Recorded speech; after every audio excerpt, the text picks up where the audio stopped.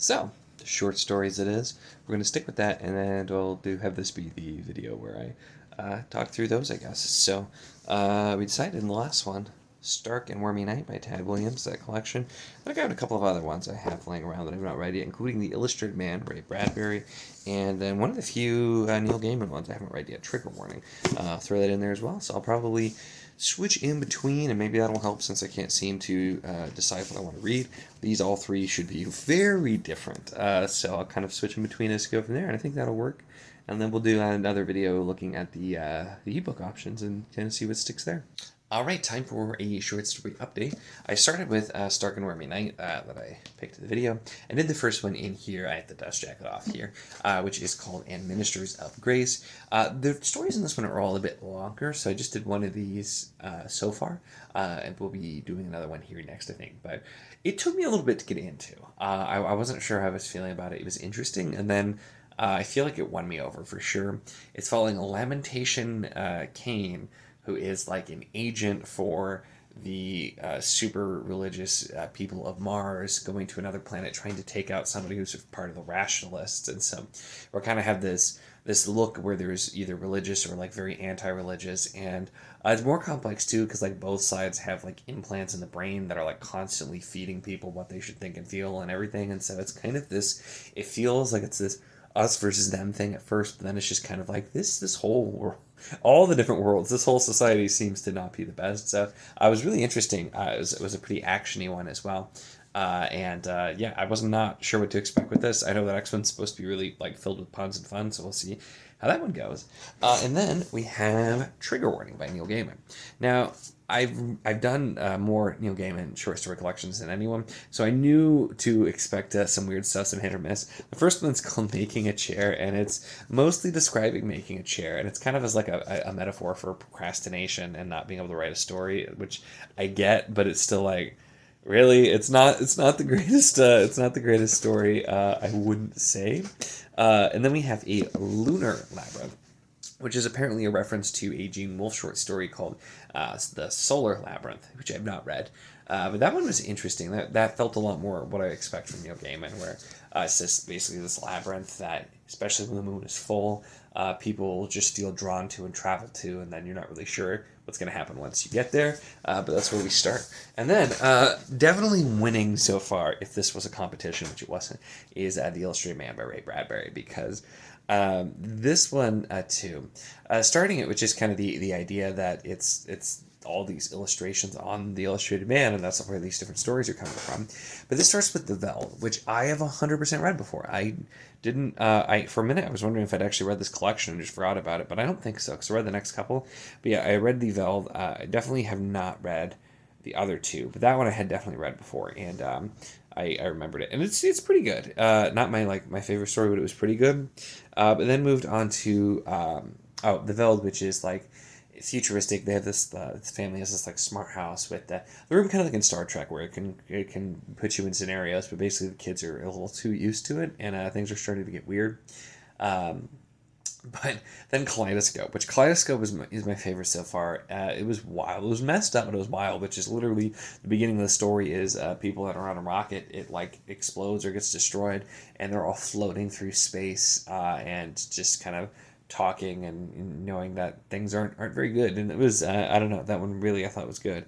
And then we had The Other Foot, which was very interesting, keeping in mind that this was originally published in like the 50s.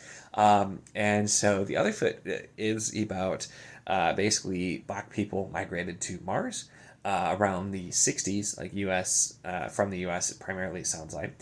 And then later there's a big war, and now for the first time in 20 years, somebody's coming in a rocket. It's a white person, and it's how they're going to react to that. And this feels really surprisingly progressive for the time. Usually, I started this and I'm like, oh boy, I'm thinking like this is going to have aged really poorly. But honestly, it is surprisingly progressive, and I think it has a nice message. It won't really spoil what happens, but needless to say, there are some really complicated feelings and thoughts on what should be done in this scenario. I'm thinking about race relations, especially at the time. into even, it says 65, which obviously Bradbury couldn't have known, but things still were not great at that time in the U.S., so really interesting there. But yeah, so far I'm really enjoying the Bradbury. I'm enjoying all of them, but that one is winning. I will probably loop back around to a Williams, do some more Gaiman, and then jump back in for more Bradbury as well. But I'll keep you updated. So I've done a little bit more of all, including the title story, A Stark and Wormy Night, which I hated.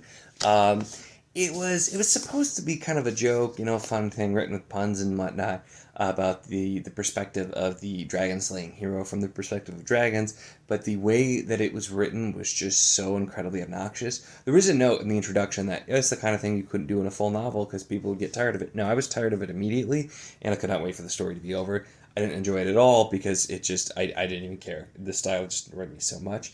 And so I started the next one in here, which is called The Storm Door, which is kind of exploring death.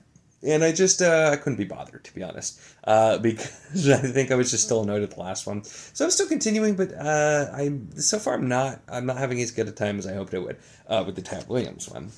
And then I did read a bit more of my Neil Gaiman, trigger warning here, which included the thing about Cassandra, which was super weird.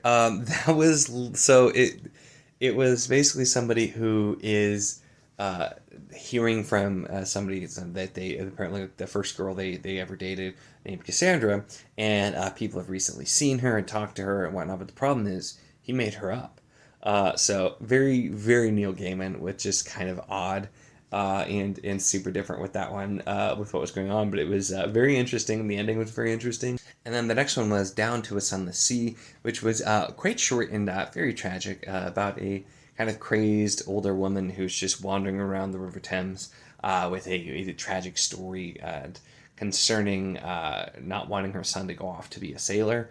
And it was dark and interesting, and so I'm still having a good time with the Neil Gaiman one. I'm not reading it because I'm not. The problem, or rather could be a very good thing, is I'm just absolutely loving The Illustrated Man by Ray Bradbury, so I'm spending much more time on this one so far. The next ones I had were The Highway, The Man, The Long Rain. And there's a lot of it's most of the stories are the something. And The Highway was such an interesting one because it's basically this guy in Mexico with his family nearby, and he's there waiting for tourists to come by to like sell them water or like stuff like that kind of thing. And when a tourist comes with some news to them, it's just earth-shattering and kind of just showing that, hey, not everybody experiences the same thing, but also is I feel like a subtle critique on the very, America-centric view that a lot of people have, and a lot of countries do, or West-centric, or whatever-centric. A lot of people tend to be a little narrow there, so it's really an interesting one. The Man, which was so interesting and unexpected there, where there is a rocket, a lot of rockets in this one. That's how you travel. No, like spaceships, it's all rockets. But a rocket goes to a planet, and the captain is really upset that nobody just seems to care that they're there and they're visiting because the man had been there previously. And this one is kind of a really, really interesting take on religion, and it does some fascinating things, I think, with what happens with religion when you enter to a science fiction or like a space setting where there are different worlds. Dune did some really interesting things with it in long form, of course, but so really interesting one I really enjoyed for that. And then we shifted gears a lot with The Long Rain, which The Long Rain is a group of people who their rocket crashed and they're lost on Venus, and they are just, it never stops raining on Venus apparently, and they just are absolutely miserable and just think they're never ever going to find safety, but they're trying to find these hubs that have been built that are sunrooms where they can get out of the rain, where there's food and drinks and things like that for them, and are just becoming more and more desperate as they try to get there. And so, yeah, that was I don't know, it was a little bit dark, but man, I've been really enjoying all of these. So a couple of things have occurred to me. One, I have no idea why I did this vertically for all of these so far. I'm going to keep going, at least for this one, but maybe I'll switch because I have no idea why I decided to make that decision. The other thing is, as I was reading through, I don't have an audiobook going right now because I was reading all these physical ones and I didn't have anything specifically on audio. I was trying to get the Neil Gaiman one on audio because he narrates his own and I really like listening to him read his own stuff. But I looked, and Illustrated Man is available on the Audible Plus catalog. So I'm like, cool, I'll do that. So I pop it on to listen, and I listen to a story, and then I flip back to my physical book, and I'm like, wait a minute. That's not the story that came next. So apparently the audio version has some. I'm going to turn a little bit because the light's a little. The audio version has some different stories than what the physical book, at least the physical one that I have, has. Because instead of Usher 2, there was one called The Rocket Man, which was a really great story. And so it felt kind of like it was a little bonus here. So I think what I'm going to do is compare, and I'll listen to the ones on audio that I don't have in this physical book, and then I'll read the physical ones that aren't there, vice versa. But as much as I'm enjoying this, I'm definitely trying to get some like bonus stories that I didn't know I was getting. So I thought that was fun. But The Rocket Man, oh my gosh, The Rocket Man, which is about a man basically he's like a rocket pilot. He's gone for 3 months at a time, and it's just kind of back, for a few days with his family, including his wife and his son, and just like the impact that has on both the wife and the son, and kind of the exploration of space, and just kind of like his where he wants to be and that sort of thing. So I'm trying to like not be super spoilery about these because they're so good, and if you've not read this, I absolutely recommend reading this. I also realized that I accidentally picked. I knew this was in my head for some reason, but this is being buddy read over on Jake the Bookish Drummer's server, The Illustrated Man, which I'm gonna have to go in there and check because I have not posted at all because I actually forgot and just happened to be reading this. But I'm gonna definitely go there to chat, so you can go there too if you want to chat as well. But yeah, so it was a great story. And then the next one, I still have to go back and read Usher 2, but the next one in both is The Last Night of the World, which was interesting. It's probably one of my least favorites so far, but it's just basically it's everybody has a dream telling them it's the last night of the world, and they're just trying to cope with that. And I think instead of it being filled with excess, the way it was just kind of quiet moments, and the ending of this one is the thing too, where it still shows you it's so well written, because the ending of this one, where it's literally called The Last Night of the World, so I don't consider this a spoiler, but the ending, just basically they're thinking, laughing about something because they forget to do something, and it's the last night of the world, and then they kind of realize like, oh, that's also not funny at the same time, and so it's just really, really enjoying this. I can see why I joked with Andrew. I can see why he's constantly reading Bradbury when he just needs something different, because the other two are fine. But this is the one that's really doing it for me and making me excited to continue reading. So I'll keep updating as we go. Hey, time for a further update. And so I've done a little bit more of everything. I did finish the one I had started in here, the Storm Daughter, and it was fine, I guess. Like some interesting things, exploring death and interesting stuff there, but it just was also like kind of meh, and the big twist was just like blindingly obvious. So I wasn't too crazy about it, and I don't know. I might not continue this one, or at least not as much, because I've really been loving the Ray Bradbury, and then I did a little bit more of Trigger Warning as well. In this one, I did a few of them, including one of the longer ones. The Truth is a Cave in the Black Mountains. Which it's a bit longer, and it feels very kind of Neil Gaiman novella-y. It's something that I'm almost surprised he didn't end up turning into a novella, but kind of has that fairy tale feel that he likes to do and explore, about somebody who's looking for this cave that is apparently supposed to have gold, but there's something wrong with it and that kind of thing, and it has some kind of like a interesting sort of twist that also obviously like it's built in so that you kind of know what's coming, but it's handled in a very poetic way, so I enjoyed that one.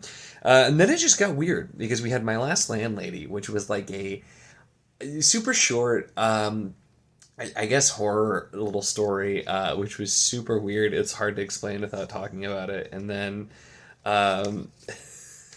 they only get weirder from there. So we had Adventure Story, which was a fun one. It basically was just somebody's talking about how their mom's the kind of person that, like, an adventure for them is running into somebody they haven't talked to in a while at the grocery store, and so it's the child asking their mom about something of their dad's, and it sounds like there's just this crazy story about it that like involves either like aliens or just mystical things, like this just insane stuff, and she's like, nah, it's boring, I don't want to talk about that. But like, oh my gosh, there's someone who's like I ran into someone at the grocery store, and it was such an adventure, and so it was definitely a fun one. And then we had one of the stranger ones in format and in content, which was called Orange. And it was responses to a questionnaire and whatnot, and it was numbered responses. So you don't know what the question is, you just have to kind of figure that out based on the answer. It's somebody like being interviewed about a weird situation that happened to a family member of theirs, and it was really strange, really strange. Yeah, the strange just kept going. I'm about halfway through Calendar Tales, which there's a story for each month, and apparently he did like a thing where he asked online for people to pitch weird ideas, and like they're very very diverse, with one of them involving a retired pirate, one of them involving somebody who likes to try to swindle ducks until they get swindled by the ducks, like actual ducks, and like really really strange and odd and different, but they're kind of fun. So I was trying to catch up a little bit more there, so I didn't get as much done Illustrated Man. I did do the Exiles, which was okay. It's basically like it's dealing with censorship in banned books, and it's all of these authors who've been exiled to Mars essentially because they were banned or most of their books were destroyed, and it's just a little bit contrived and a little bit just like beating you over the head with the themes. Which I felt like a lot of the other ones were a little bit more subtle, and I just thought it was okay. And then I started just before this, because my physical, like I said, has different ones. So Exiles is not in here. I have Usher 2 in here, which is instead of one of the other ones that's in there too. But Usher 2. So I started that, and that seems like it's actually really similar, so maybe that's why it was swapped. But that's talking about at the point it mentions like the authors being like banned, and kind of gives more information on what actually happened and that sort of thing. And so it's kind of similar. So we'll see how that goes. I haven't finished that quite yet. But yeah, I'm going to definitely be continuing with the Neil Gaiman and the Ray Bradbury. I don't know about Tad Williams. We'll see. Love me some Tad Williams, but this short story collection has not been it for me so far. Well, I ended up not actually filming any little bits for a few days because I'm still not used to the whole reading log thing. So I don't know if I will do that again. Maybe I will try, but this is going to end it for now. But I did finish these short stories that I was reading. Well, kind of at least, because starting with Stark and Wormy Night, this ended up being a DNF because I read the first few stories, which I talked about in previous bits here, and I was just not really feeling it. I was liking Trigger Warning more. I like Neil Gaiman short stories typically, and I was really loving The Illustrated Man, and I'm like, why do I want to spend more time with this one that I'm not really liking that much? So we'll see. Might revisit later, but it was all right. I still love Tad Williams and his novels, but maybe I just don't like his shorts. We'll see. Speaking of Trigger Warning, did finish this too. This one was all right. I like Neil Gaiman, and I ended up, I was like probably about halfway through when my library loan came through, my hold came through for the audio version, because Neil Gaiman narrates all of his short story books, and I really like listening to him basically do it, because then they came directly telling you the story, which I enjoy. This one, I've read several of his others, and I liked most of them more than this, and it's still pretty good. There was some more fairy tale-esque stuff, the Sleeping Beauty one. There's actually a legit Doctor Who story in here, which I knew Neil Gaiman had written some episodes, but it's an actual, like, I'm not entirely sure if it's canon, I guess, but an actual Doctor Who story with Matt Smith, Era 11, and Amy, which was kind of interesting. And then there's an American Gods story in here, too. So it was interesting getting that, as well as just some other kind of odd ones, some like, ghost stuff, miscellaneous kind of stuff. So it was fun. And there was actually one called the Man Who Forgot Ray Bradbury, which I thought was really funny, since I was also reading The Illustrated Man, which I absolutely loved The Illustrated Man still.